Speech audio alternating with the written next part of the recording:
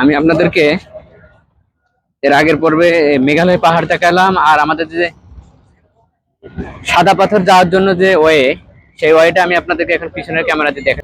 মূলত সাদা পাথর যাওয়ার জন্য এই ওয়ে অবলম্বন করতে হয়।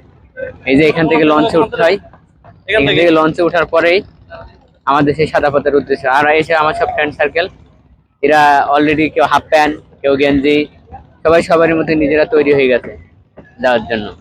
হুম। আর এই যে এটা মূলত সেই মেঘালয় পাহাড়, ওটা কিন্তু ভারতেরই রাজ্য। ওই যে পাহাড়টা দেখতে পাচ্ছেন, যে পাহাড়টা আমি আপনাদেরকে ক্যামেরা দিয়ে দেখাই। এই যে ক্যামেরাটা যেটা পিছনে যেটা দেখতে পাচ্ছেন, ওটা হচ্ছে ভারতের মেঘালয় রাজ্যের আর কি। এখান থেকে ভারত আমরা পিছনে রেখে এসেছি, যেখান থেকে লেগুনায় নামছি ওখানে লেখা আছে ভারতের সীমান্ত, আপনারা সাবধানে। এই ধরনের একটা সাইনবোর্ড দেওয়া আছে। আর এই নদী দিয়ে আমরা, এখান দিয়ে আমরা মূলত আমরা সাদা পাথর থাকবো। ধন্যবাদ। আমি আপনাদের এখানে দেখাবো, এর আগে যে মেঘালয় যে পাহাড়টা দেখাইছিলাম, এটা খুবই সন্নিকটে এসছে। এখন মেঘালয়ের পাহাড়ের সন্নিকটে এসছে।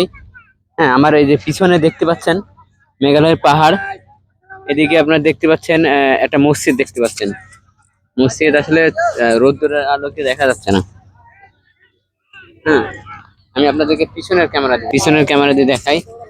এই যে সেই সাদা পাথর, কাঙ্ক্ষিত সেই আমাদের কাঙ্ক্ষিত সেই সাদা পাথর এটি।